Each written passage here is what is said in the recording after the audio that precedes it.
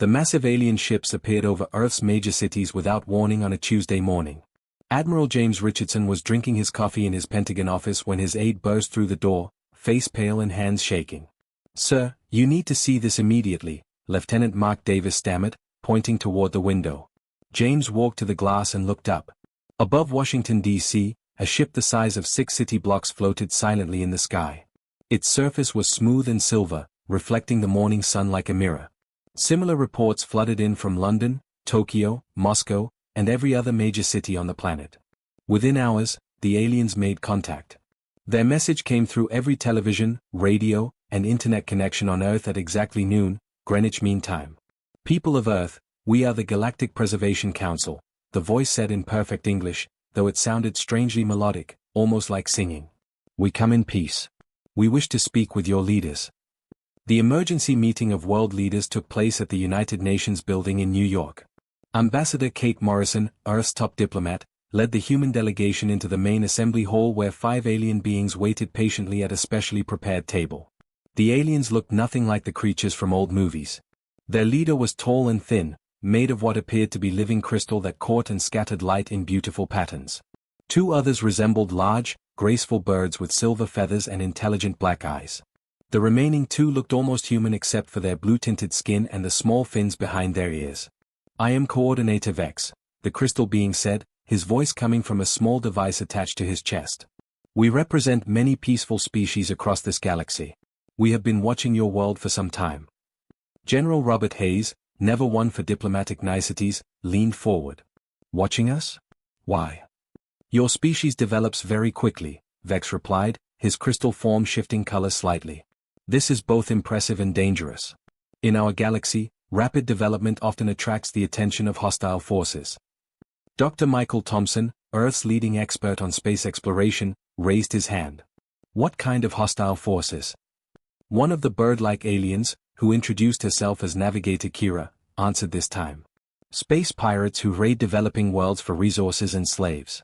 Aggressive species that expand their territory by destroying other civilizations. Ancient machines left behind by dead races that attack any ship that comes too close. The galaxy is not a safe place for young species." Kate felt a chill run down her spine. "Are you saying we're in danger?" "Not yet," Vex said, his crystal body now glowing a warm orange color.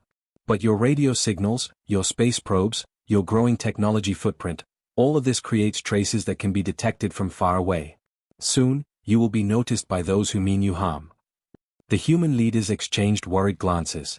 President Mary Campbell, who had flown in from Washington just hours before, spoke for the first time. "What are you proposing?" "Protection," Vex said simply. "We offer to place Earth under our protection umbrella. We have successfully protected over 400 worlds across the galaxy. Some for thousands of years. Under our protection, you will be safe to develop and grow without fear." "What does protection mean exactly?" General Hayes asked suspiciously. The blue-skinned alien named Counselor Wren answered this question. "We position our fleet around your solar system. Any hostile force that approaches will be turned away or, if necessary, destroyed. We provide you with communication systems to contact us if threats arise. We share basic defensive technologies to help you protect yourselves." "That sounds generous," Kate said carefully. "What do you want in return?" "Very little," Vex replied, though his crystal form seemed to dim slightly. "Simply an agreement to work with us on matters of galactic security. Any space travel beyond your solar system would be coordinated with our fleet for safety reasons. Any advanced research that might attract unwanted attention would be reviewed by our Science Council first. Trade with other species would go through proper channels to ensure you are not taken advantage of." Dr. Thompson frowned. "That sounds like a lot of restrictions." "Not restrictions," Navigator Kira said gently. "Guidance. We have seen too many promising species destroyed because they developed too quickly without proper protection. The Altean civilization built faster-than-light ships before they were ready. Space pirates tracked their energy signatures and wiped out their entire species in a single day. The Vox people developed powerful quantum computers that accidentally sent signals into dark space, awakening ancient war machines that turned their worlds into glass." The story sent a shiver through the human delegation. These aliens were describing horrors beyond their worst nightmares. "How do we know you're telling the truth?" President Campbell asked. Vex's crystal form brightened, showing what might have been approval. A wise question. We have prepared historical records, testimonies from protected species, and evidence of the threats we describe. You may study all of this. We are not asking for an immediate answer. Over the following week, Earth's leaders studied the alien evidence. The records showed countless civilizations that had been destroyed or enslaved by hostile forces. They saw testimonials from dozens of species praising the Council's protection. Scientists analyzed the defensive technologies and found them to be incredibly advanced. But there were also troubling patterns in the data. Every protected species seemed to follow the same path: rapid early development, then a plateau that lasted for centuries. None of the protected worlds had made significant technological advances in hundreds of years. When Kate pointed this out during the final negotiation session, Vex had a ready answer. Peace allows for different kinds of growth, he explained. These species focus on art, philosophy, and spiritual development rather than dangerous technologies. They are happy and safe. In the end, faced with the reality of Earth's technological limitations and the terrifying descriptions of cosmic threats, the world's leaders made their decision. The Protection Treaty was signed with great ceremony, and the Council fleet took positions throughout the solar system. For the first few months, everything seemed wonderful. Earth felt safer than it ever had before. Dr. Emily Watson stared at the red rejection stamp across her research proposal for the third time in 2 months. Her fusion drive project, which could have revolutionized travel within the solar system, had been denied again by the Galactic Preservation Council's Science Review Board. This doesn't make sense, she muttered to her research partner, Dr. David Clark, as they walked through the Cambridge University laboratory. We're talking about improved engines for trips to Mars and the outer planets. How could that possibly attract hostile attention from across the galaxy? David looked around nervously before lowering his voice.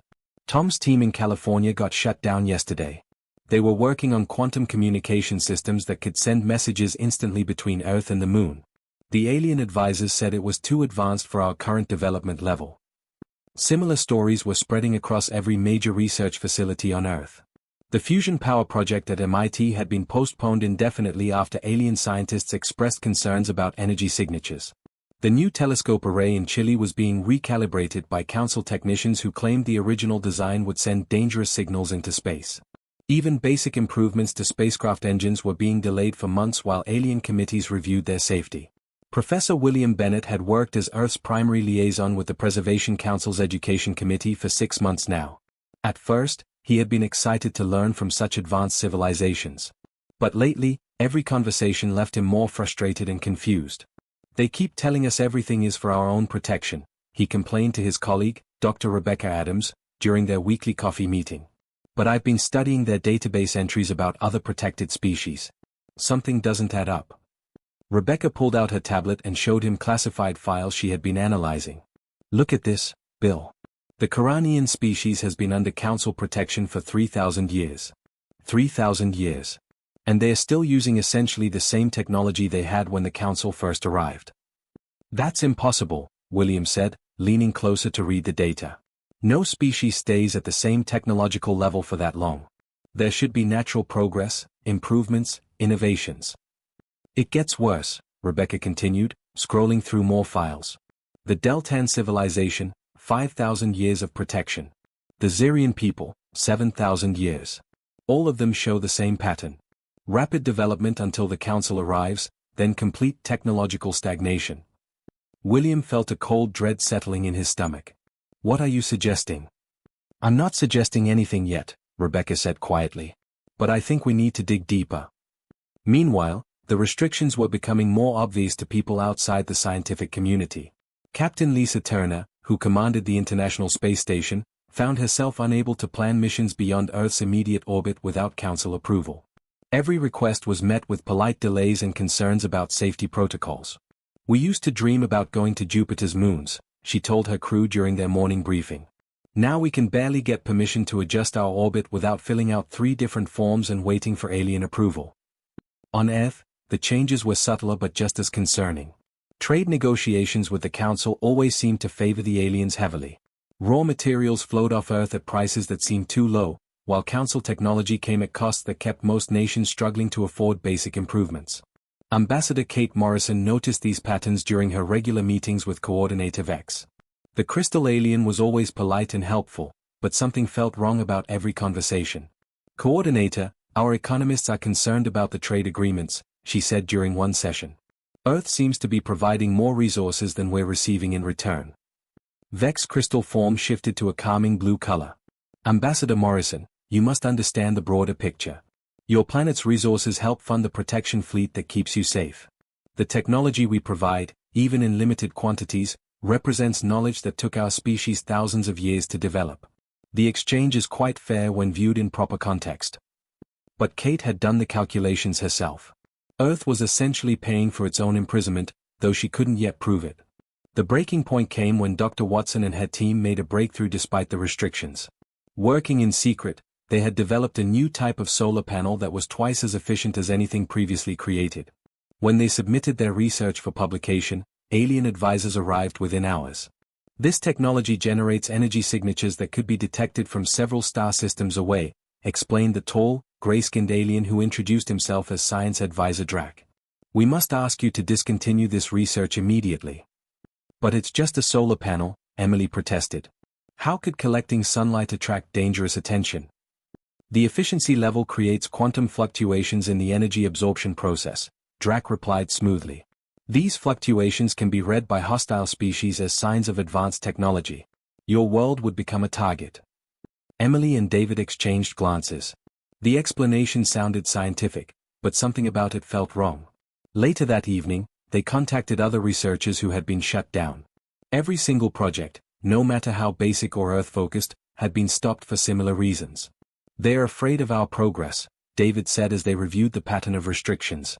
Not hostile aliens. They're afraid of us. But why? Emily wondered aloud. The answer came from an unexpected source. Dr. Thompson, the xenobiologist who had been present at the first council meeting, had been conducting his own quiet investigation.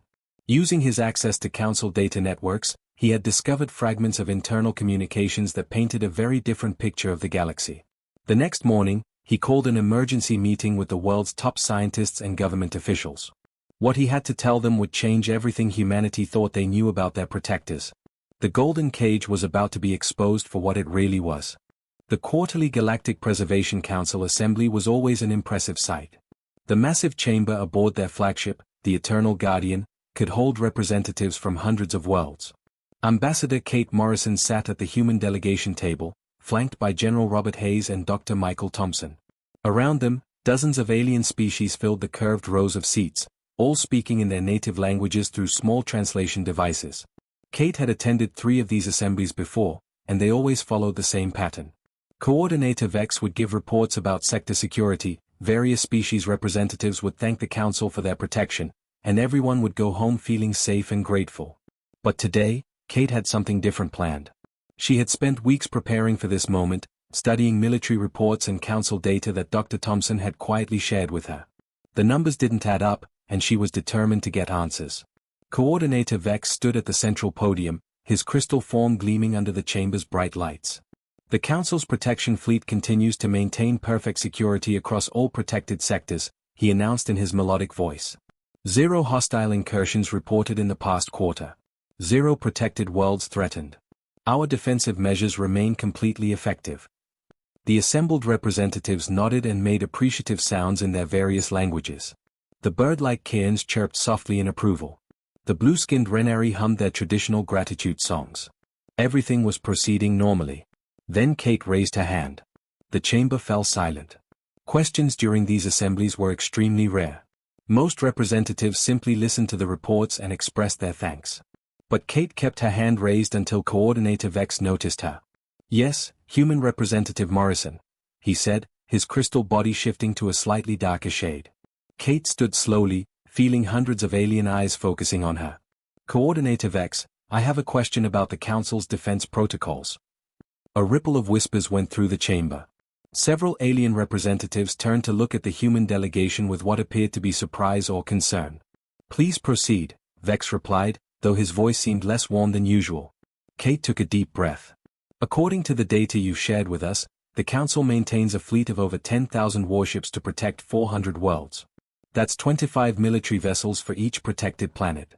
Our military analysts find this ratio unusual. General Hayes sat perfectly still beside her, but she could feel his tension. They had rehearsed this moment, knowing it could change everything. The question is simple, Kate continued, her voice carrying clearly through the translation systems. What enemy force in the galaxy requires such overwhelming defensive preparation? What exactly are we being protected from that necessitates this level of military presence? The reaction was immediate and telling. Council members who had been calmly listening suddenly began exchanging rapid communications in their native languages. The translation devices couldn't keep up with the flood of urgent whispers. Several alien representatives looked genuinely confused, as if they had never considered this question before. Coordinator Vex's crystal form dimmed noticeably. There are many threats in the galaxy, Human Morrison. Pirates, aggressive species, cosmic phenomena. The fleet ensures comprehensive protection for all our charges. But surely you have records of these threats. Kate pressed, following the script she had prepared. Battle reports from engagements with hostile forces? Intelligence data about aggressive species? Some kind of evidence that justifies maintaining such a massive military presence. The silence that followed lasted nearly a full minute. Kate could hear her own heartbeat in her ears as hundreds of alien beings stared at the council leadership, waiting for an answer. Finally, Navigator Kira spoke up. The threats are well documented in our classified military archives. Such information cannot be shared publicly, as it might compromise our defensive strategies. I understand the need for operational security, Kate replied smoothly. But certainly you could provide some general statistics? Number of hostile encounters per year? Names of aggressive species? Types of cosmic phenomena that require military response? Something to help us understand what we're being protected from. Dr. Thompson leaned forward slightly, adding his voice to the questioning. As Earth xenobiologist, I'm particularly interested in learning about these hostile species. Are they more technologically advanced than the Council? Do they outnumber the protected worlds? What makes them so dangerous that they require constant vigilance from such a large fleet? More uncomfortable silence followed. Kate noticed that some of the protected species representatives were now looking at each other with expressions that suggested they had never thought to ask these questions either. Counselor Wren, one of the blue-skinned aliens, attempted to answer. The galaxy is a complex and dangerous place. Many factors contribute to the threat level.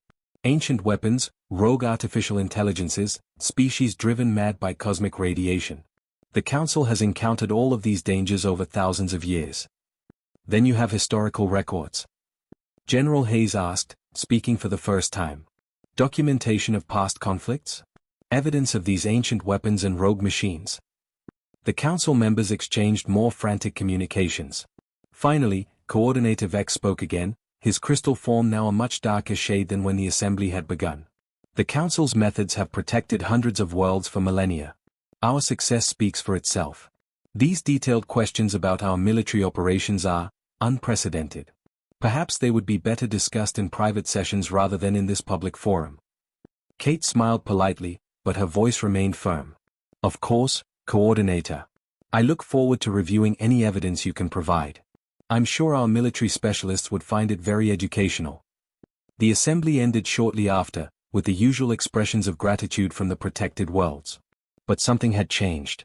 Kate could see it in the nervous glances between council members, in the confused looks from other species representatives, and in the way several aliens approached her afterward with their own quiet questions. 2 weeks later, Dr. Thompson made a discovery that would confirm Kate's suspicions and change humanity's understanding of their situation forever. Hidden in routine data transmissions, encrypted in ways the Council thought no primitive species could crack, he found fragments of their real communications. The truth was more disturbing than anyone had imagined. The emergency meeting took place in the deepest bunker beneath NORAD, 300 feet underground and shielded from any possible alien surveillance. President Mary Campbell sat at the head of the long metal table, her face grim as she listened to Dr. Michael Thompson present his shocking discoveries. The fragments I found in their data streams tell the real story, Thompson explained, projecting alien text onto the wall screen. They call it competitive species management. There are no hostile aliens threatening us. There are no space pirates or ancient war machines. The Galactic Preservation Council is running a protection racket on a galactic scale. General Robert Hayes slammed his fist on the table. Those lying crystal bastards. How long have they been doing this? According to their internal records, at least 50,000 years, Thompson replied. They find species that show technological promise, offer protection from fictional threats, then systematically prevent them from advancing. Every protected world becomes dependent on the Council and never develops beyond a certain level. Ambassador Kate Morrison, who had triggered this revelation with her questions at the Assembly, shook her head in disgust. 400 worlds, all kept as technological children while the Council maintains absolute control. The question now, President Campbell said, is what do we do about it? They have 10,000 ships surrounding our solar system. We have maybe a dozen space shuttles and the International Space Station. The room fell silent as everyone contemplated the impossible odds. Earth's entire military, advanced as it was by planetary standards, was laughably primitive compared to ships that could travel between stars and destroy entire worlds. That's when Dr. Emily Watson spoke up from her seat near the end of the table. She had been quiet throughout the briefing, but now she looked up with a strange smile on her face. We don't need to fight 10,000 ships, she said simply. We just need one. Everyone turned to stare at her. General Hayes raised an eyebrow.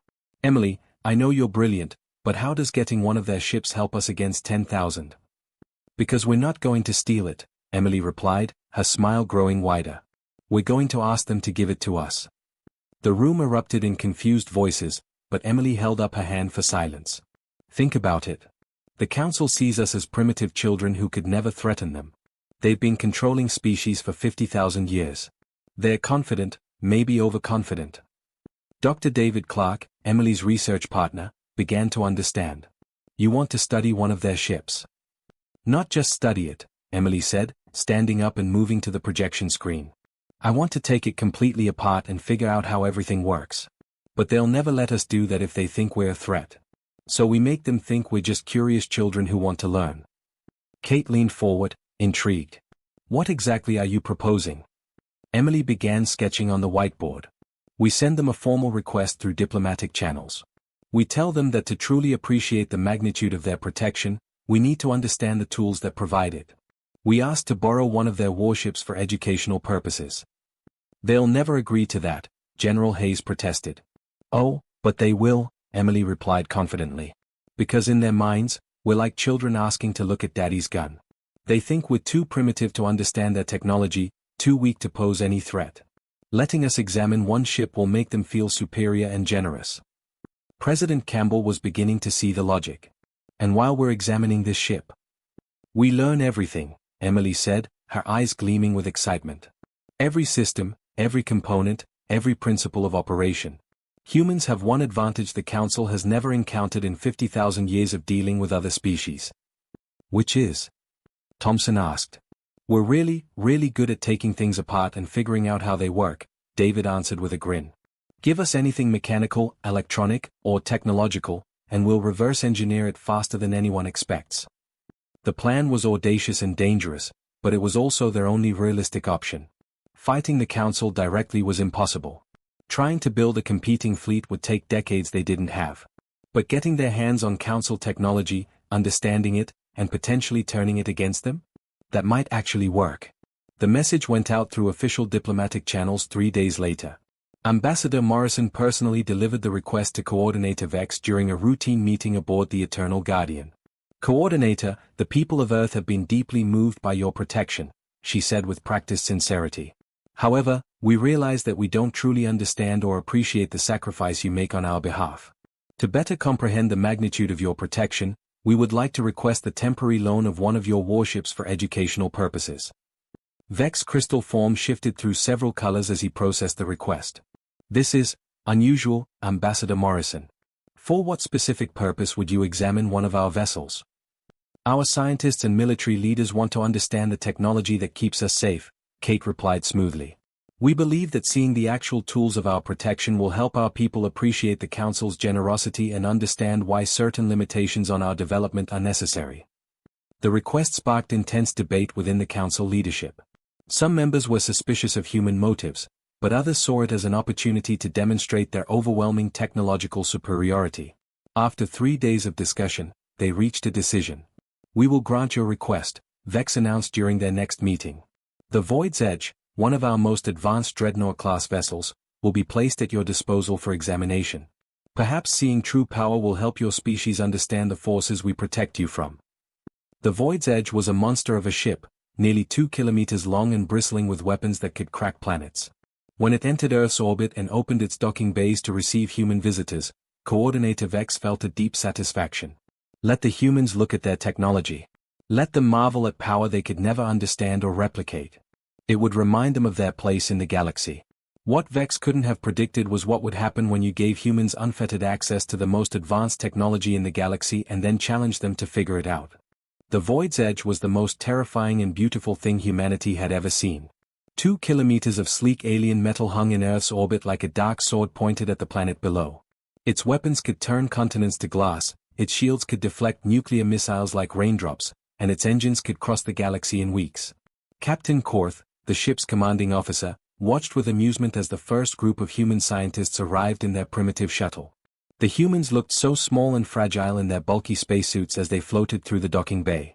50 alien crew members had volunteered to stay aboard during the educational visit, expecting to spend a few boring days watching primitive beings gawk at technology they could never understand.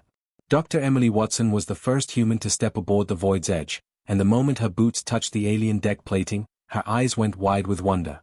The corridors were vast and elegant, lit by panels that seemed to glow without any visible power source. The walls themselves appeared to be made of some kind of living metal that shifted and flowed as they walked past. "This is incredible," she whispered to Dr. David Clark as they followed Captain Korth toward the engine room. "Look at these power conduits. They're using some kind of quantum field manipulation to channel energy without any visible wiring." Behind them, Dr. Michael Thompson was already scanning everything with a small device he'd brought from Earth. "The hull material is responding to our presence," he reported quietly. "It's not just metal, it's some kind of smart material that adapts to different conditions." Captain Korth, who understood enough English to follow their conversation, smiled condescendingly. "Your species has much to learn about advanced materials, Dr. Thompson. This ship represents 50,000 years of technological development." "It's amazing," Thompson replied with genuine admiration. "Would it be possible to see how the different systems connect to each other?" What happened next surprised everyone, including the human scientists themselves. As Captain Korth began explaining the ship's basic systems, expecting glazed looks and confused nods, the humans started asking questions. Not simple questions about what things did, but detailed technical questions about how they worked. "The quantum flux manifolds in your power distribution system," Dr. Clark said, studying a wall panel that had been opened for their inspection. "They're using recursive energy loops to amplify the fusion core output, aren't they? That's brilliant. The efficiency gain must be enormous." Captain Korth blinked his large alien eyes in surprise. "You understand quantum flux manipulation?" "Not yet," Emily replied with a grin that would have worried the alien if he'd understood human expressions better. "But we're learning fast." By the end of the first day, the human team had photographed, scanned, and measured every system they'd been shown. By the second day, they were asking to see areas of the ship that weren't part of the original tour. By the third day, Captain Korth was beginning to feel genuinely nervous about the intensity of human curiosity. "They want to see everything," he reported to Coordinator Vex during their daily communication. "The weapons systems, the navigation computers, the life support mechanisms. They examine each component like they're planning to build their own." "Let them look," Vex replied dismissively. "No species has ever understood our technology from simple observation. The humans are no different." But the humans were different, in ways the Council had never encountered before. While other species had looked at Council technology with awe and accepted it as incomprehensible magic, humans looked at it as a puzzle to be solved. Dr. Emily Watson stood in the ship's main engineering section on the fourth day, surrounded by displays showing the Void's Edge's faster-than-light drive system. Beside her, a team of Earth's best physicists and engineers were taking notes faster than their hands could move. "The space-time distortion field is generated by rotating graviton particles in a controlled magnetic bottle," she explained to her team, pointing at the massive drive assembly. "When the bottle collapses, it creates a bubble of compressed space-time around the ship. The ship doesn't actually move faster than light, space itself moves around the ship." "Emily," David called from across the room, "look at this navigation system. It's not using stars for reference points. It's reading quantum fluctuations in empty space itself. That's how they can navigate in areas where there are no visible landmarks." Captain Korth watched this exchange with growing alarm. These humans weren't just admiring the technology, they were understanding it. In 4 days, they had grasped principles that took most species centuries to comprehend. "Perhaps we should limit their access," he suggested during his next call to Vex. They are learning very quickly. Impossible, Vex replied firmly. We gave them permission to study the ship. Breaking our word would damage our reputation with other protected species. Besides, understanding and building are completely different things. Let them learn all they want. What Vex didn't know was that while the human team studied the Void's Edge, other humans back on Earth were already building. Hidden facilities in Australia, Canada, and Siberia worked around the clock, using the data transmitted from the alien ship to construct Earth's first quantum disruptor array. The breakthrough came on the 7th day, when Dr. Watson finally understood how the ship's defensive systems worked. It's not just shields, she explained excitedly to her team. The entire ship is surrounded by a quantum interference field that disrupts incoming energy. But the field has to be constantly maintained by the ship's computers. If you could overload those computers with the right kind of signal, the whole ship would be defenseless, David finished, his eyes wide with realization. That night, Emily transmitted a coded message to Earth using equipment the aliens had helpfully provided for human communications. The message contained detailed specifications for a quantum disruptor that could shut down any Council ship's computer systems. 2 weeks later, when Coordinator Vex arrived with the full Council battle fleet to discuss humanity's concerning progress, they found every single one of their 10,000 ships floating dead in space. The crews were alive but trapped aboard vessels whose computers had been completely shut down by signals transmitted from 18 hidden facilities around Earth. Kate Morrison's message went out simultaneously to every disabled Council ship and to every protected world in the galaxy. Thank you for the educational opportunity, Coordinator Vex. We've learned so much about protection and defense. However, Earth hereby terminates its protection contract with the Galactic Preservation Council.